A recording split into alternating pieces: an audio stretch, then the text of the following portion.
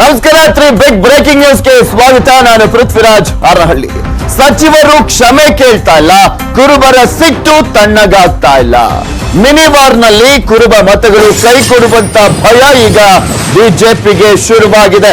CM ಕ್ಷೇತ್ರ ಕೇಳಿದ್ರು ಕೂಡ, ಇಲ್ಲಿ ಸಿಎಂ ಕ್ಷಮೆ ಕೇಳಿದ್ರು ಕೂಡ ಮಾಧುಸ್ವಾಮಿ ಕ್ಷಮೆಯನ್ನ ಮಾತ್ರ ಕೇಳ್ತಾ ಇಲ್ಲ, ವಿಷಾದವನ್ನ ಮಾತ್ರ ವ್ಯಕ್ತಪಡಿಸಿದ್ದಂಥದ್ದು. ಈಗ ಆಲ್ರೆಡಿ ಸಾಕು 15 ಕ್ಷೇತ್ರಗಳಲ್ಲಿ ಉಪಚುನಾವಣೆ ನಡೀತಾ ಇದೆ.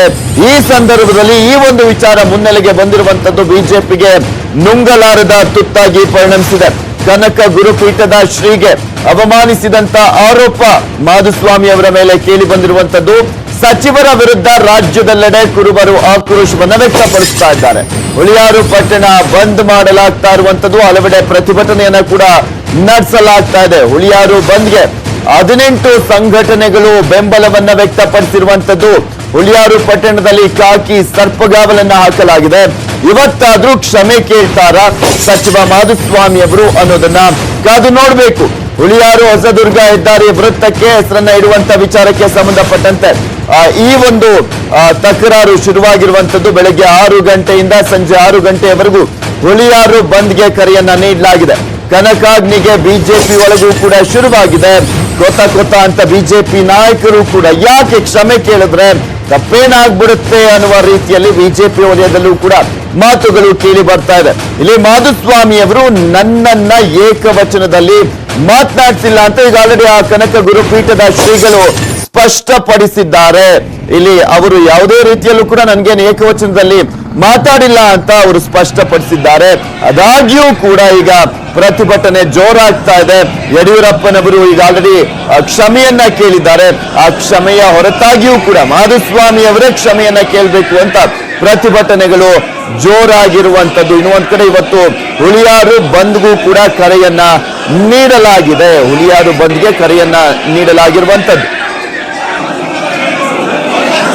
ಸ್ವಾಮಿಯವರು ವಿಷಾದವನ್ನು ವ್ಯಕ್ತಪಡಿಸಿದ್ದಾರೆ. ತಪ್ಪು ಗ್ರಹಿಕೆ ಆಗಿದ್ದರೆ ನಾನು ಸಹ ಮಾಧುಸ್ವಾಮಿಯವರ ಪರವಾಗಿ ಆ ಸಮಾಜದ ಬಂಧುಗಳಿಗೆ ನಾನು ಕ್ಷಮೆ ಕೇಳೋಕೆ ಇಷ್ಟಪಡ್ತೇನೆ. ಇದನ್ನು ಗೊಂದಲ ಉಂಟು ಮಾಡೋದು ಬೇಡ. ನಮಗೆ ಸಂಪೂರ್ಣ ವಿಶ್ವಾಸ, ಬೆಂಬಲ, ಸಹಕಾರ.